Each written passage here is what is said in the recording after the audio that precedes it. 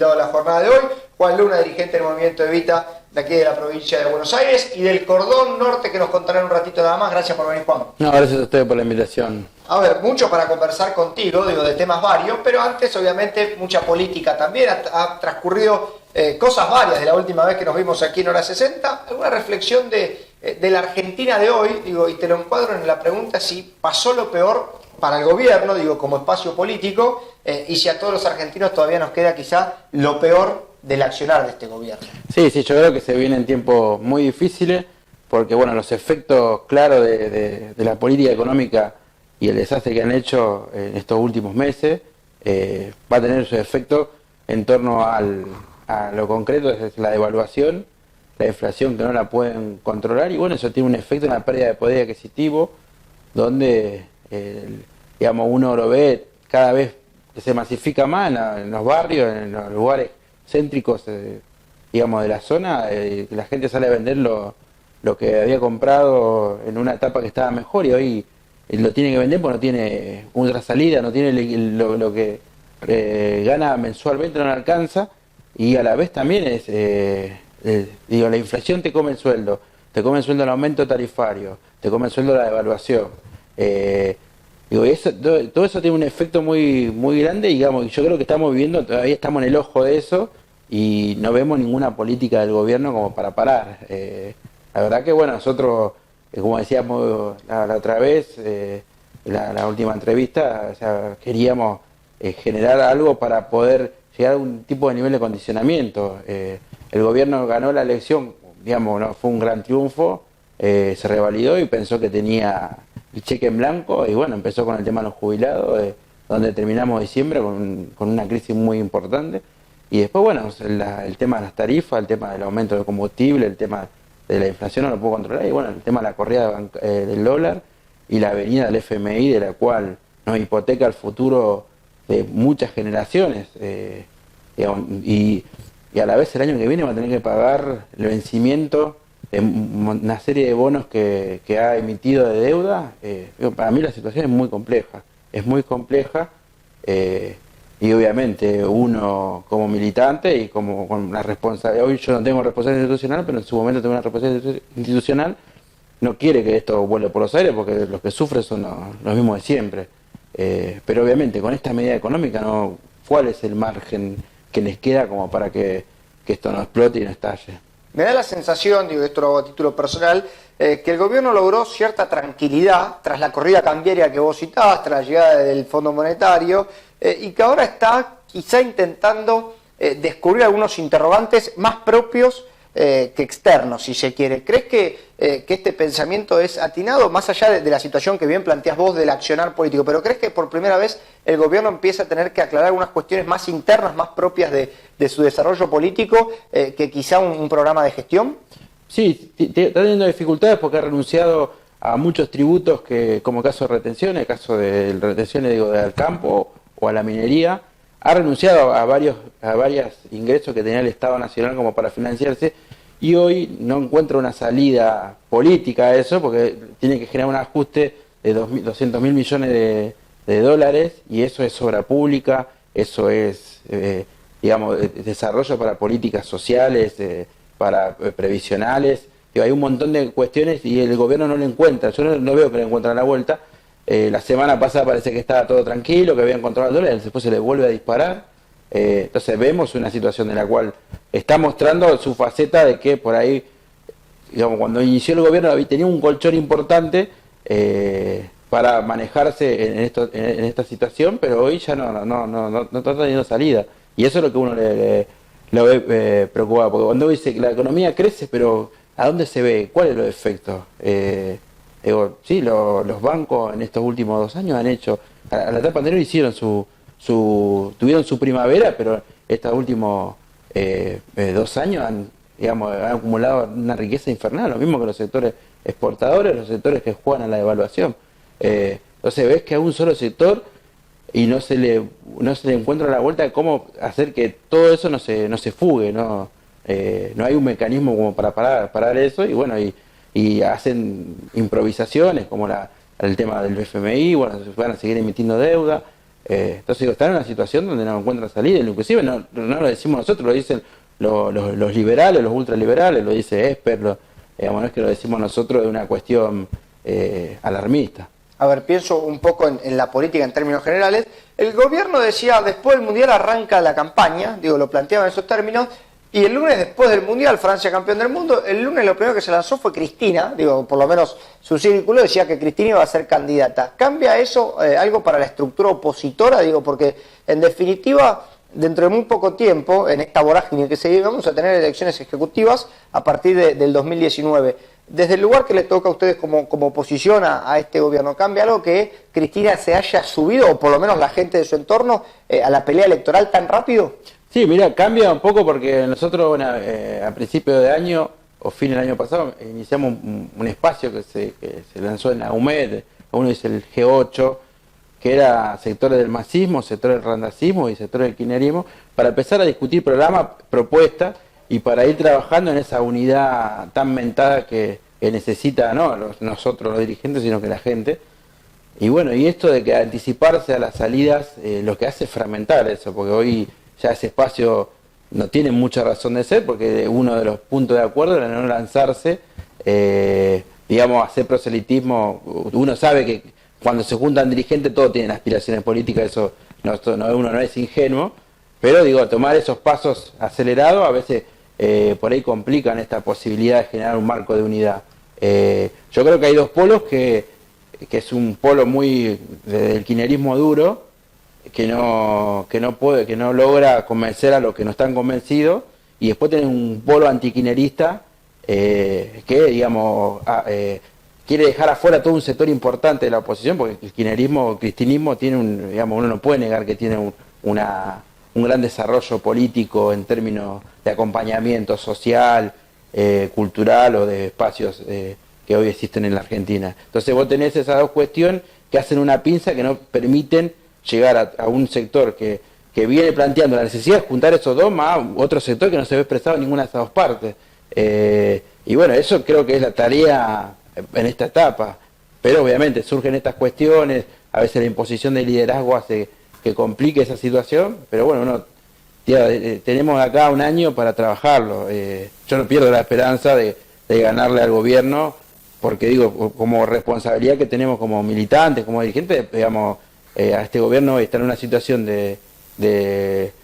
compleja, digamos, de que no tiene una salida, pero del otro lado no hay nada. O sea, esa es una buena definición como resumen, que cuesta dilucidar algo del otro lado. Vos recién hablabas de esa unidad, digo, entre sectores del masismo, lo que puede ser el randacismo, bueno, ahí incluso también a Levita y el kirchnerismo, y te pregunto, digo, ¿por qué trabajar en pos de la unidad con el kirchnerismo particularmente, que ha sido durísimo para con ustedes, digo, como espacio político? Fueron los primeros que lo acusaban de traidor, de que negociaban con el gobierno, de que se sentaban con la gente del macrismo. Digo, ¿por qué trabajar hoy en pos de la unidad si en definitiva no los han tratado bien a ustedes? Mirá, nosotros llevamos adelante una propuesta política el año pasado, digamos, y también llevamos una propuesta de la lucha social que teníamos que dar, y obviamente que nuestro sector depende claramente del Estado Nacional, de la cual uno tenía que hacer sus negociaciones, que no era bajar ningún tipo de bandera, sino que era hacer una negociación en torno a las reivindicaciones propias del sector. Y eso, bueno, no se supo entender, hubo diferentes tipos de interpretaciones y obviamente también habría habido alguna mala intención, pero si nosotros ponemos esa cuestión hoy, el dolor que podemos haber sentido ante semejante, digamos, campaña de desprestigio que hemos tenido y hemos sufrido, y que hoy, bueno, esa era otra vez el día que vino la Gari, se hizo una gran foto, ¿no?, del cristinismo, la cámpora, la levita. Digo, esos son por ahí cuestiones de maduración, porque nosotros, obviamente, es como bien planteas vos, nosotros hicimos una propuesta, no es que íbamos detrás del recurso o íbamos sin, digamos, como por ahí los acusa permanentemente Berbisky, digamos, que éramos una organización bandorista. Nosotros fuimos, digamos, con una propuesta y hoy nos permite estar en escena planteando un sector que no ha sido tenido en cuenta ni por este gobierno, obviamente que es una cuestión razonable, pero con el otro tampoco. Y no por eso no le quitamos mérito, digamos, para nosotros fue lo mejor. O sea, yo voy a tener 40 años, voy a cumplir 40 años, digamos, y lo mejor que me pasó fue el kirchnerismo. Pero, digamos, estas cuestiones, estos déficits que no empezaron, digamos, por ahí la campaña, o lo que fue el año, estos últimos 2 años, se salieron a la luz, pero nosotros las diferencias las veníamos planteando antes, que veíamos luces amarillas, que a Macri había que ganarle, se especuló, se escondió, tuvo vergüenza con el candidato que era Daniel Scioli, se indignaban cuando Macri tomaba estas políticas, cuando sabíamos que esto iba a pasar, digamos, ¿no?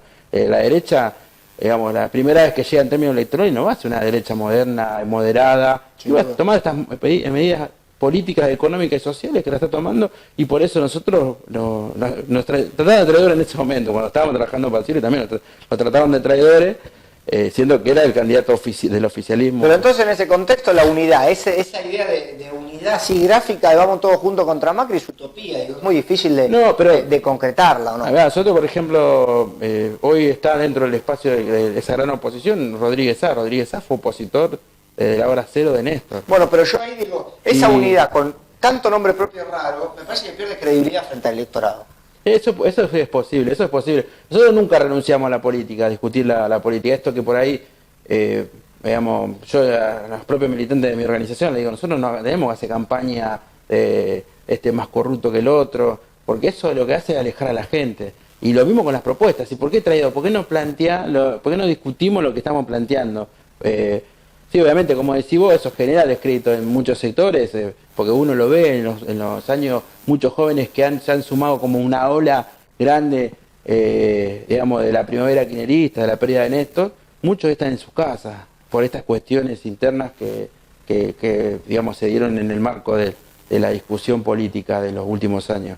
Pero bueno, o sea, hoy hay que salir a recuperarlo, hay que buscar la forma de recuperar a todos esos compañeros y bueno, generar una unidad programática en torno a 10 puntos, 5 puntos. Nosotros, por ejemplo, estamos trabajando, aparte de la UME, que esto que te comentaba, también hemos logrado consolidar un frente político con compañeros que veníamos luchando en la calle, como el caso de la CCC, Barrio de Pie, que en las elecciones de 2007 fuimos 3 o 4 listas, con Patria Grande también, que iban en una lista más.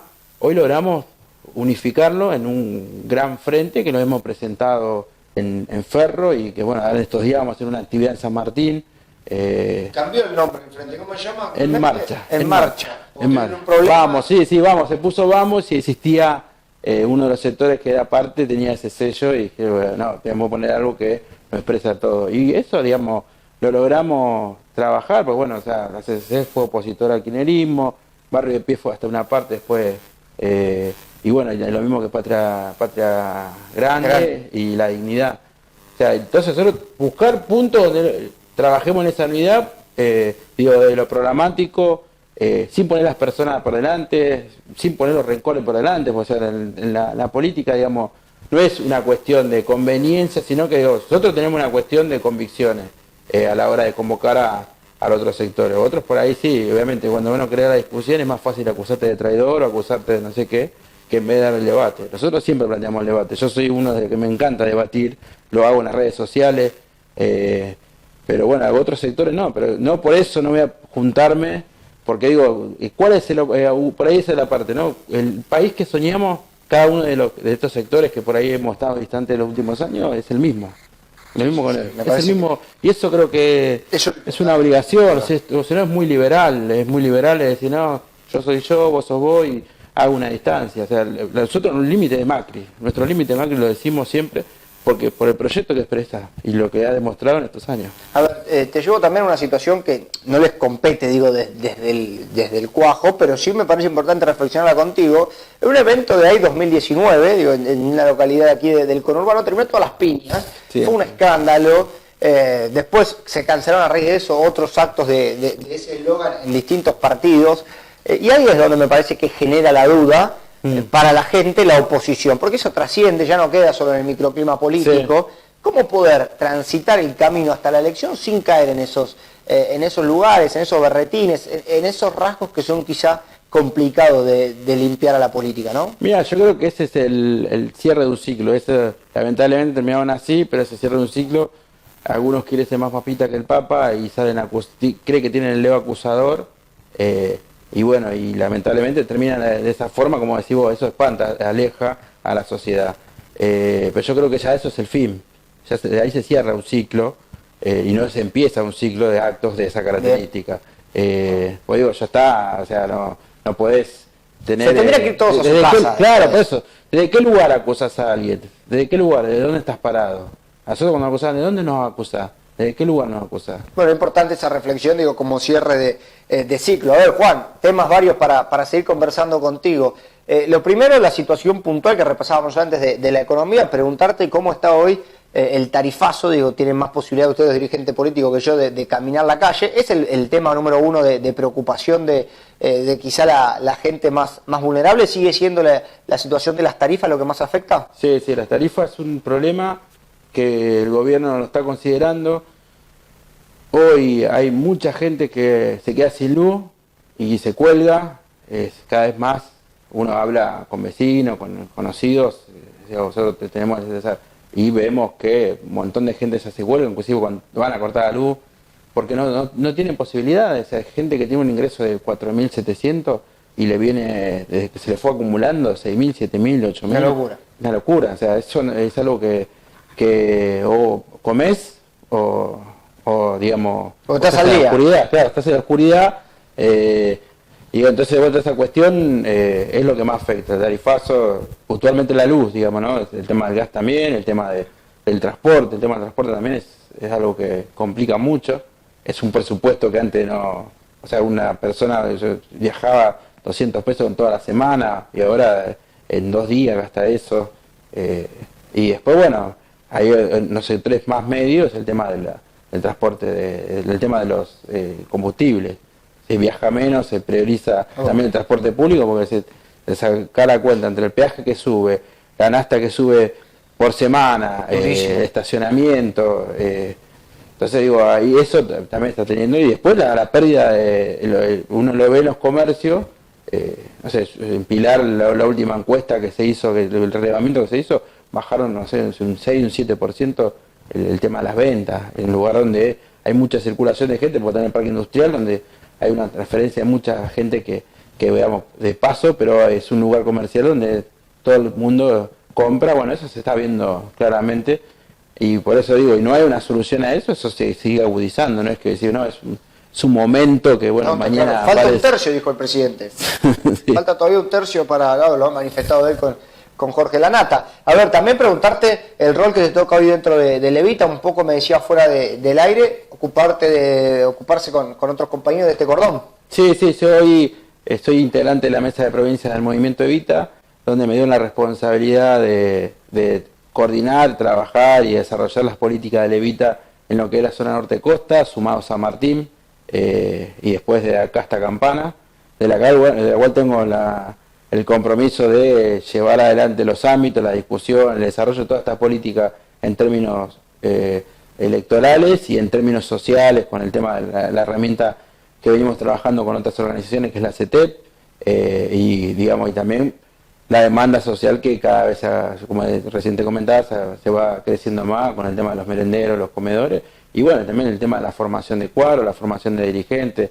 Nuestra organización ha crecido, lamentablemente ha crecido estos últimos tiempos en base a esta necesidad, pero crecemos porque somos uno de los, no pocos, pero somos uno de los que vienen a tratar de decir, no te decimos abrazar hasta que se vaya Macri, o abrazar hasta que vuelva, o prender una vela. Vamos a luchar, vamos a salir a pelear, el gobierno hay que salir a condicionarlo, y bueno, y eso te genera mayor legitimidad, pero bueno, obviamente eso es un engorde de la cual uno le tiene que dar una forma, y bueno, esa forma es construir espacio de debate, espacio de discusión, espacio de formación, espacio de cualificación de la fuerza, porque digamos, nosotros planteamos que para transformar esta Argentina y hacer la revolución que soñamos siempre, es que los sectores populares, los trabajadores, los humildes tengan poder, y el poder no es el recurso, no es que tengan un nivel de consumo más alto, sino que puedan ser artífices de su propio destino en torno a la reflexión, en torno al análisis y en torno a la organización.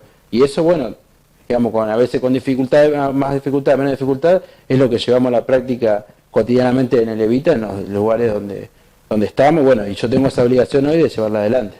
Bueno, importante. Bueno, acá pasó mucha gente de la CETEP y Levita. Yo quiero tener el programa de la CETEP acá, no hay caso. Ahí Marco lo sabe. Tuvimos 10 entregas de un programa que hacían. Hay que hablar de la economía popular, hay que hablar más seguido. A mí me da la sensación que a algunos dirigentes, no que les da vergüenza, pero sí como que les cuesta plantear las situaciones puntuales sobre lo que se trabaja y demás. Creo que es una herramienta valiosa la que puede llegar a tener la economía popular. Bueno, y también lo incluyo a usted como fuerza política. Me parece que estar quieto hoy te lleva puesto el gobierno. Sí. Nosotros, por ejemplo, como ven decimos, es una herramienta importante porque no vemos posibilidades, más allá que mañana recuperemos el gobierno, de que haya una Argentina de pleno empleo. Entonces hay que pensar una economía, ese tercio de la economía que no la va a absorber, más allá que volvamos a ser un país productor.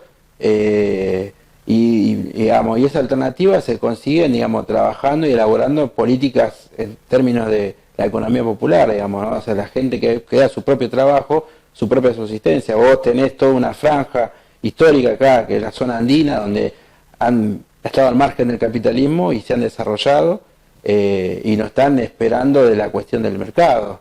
Entonces digo, es algo a desarrollar, a trabajar y que va más allá del gobierno y que a la vez te permite organizar, ¿no? Te permite organizar. Uno ve, o sea, permanentemente cómo los compañeros van generando su propio trabajo de las unidades productivas, desde el emprendimiento. Obviamente que eso cuesta un montón, porque competir, o sea, a veces vos tenés compañeros que, no sé, tienen una producción y para hacer una diferencia tienen que hacer algo de 1.000, 2.000 y ahí nomás la diferencia. Después también están los servicios, después están toda esa cuestión, la comercialización. Obviamente el Estado tiene que apoyar esos desarrollos que son importantes para trabajar.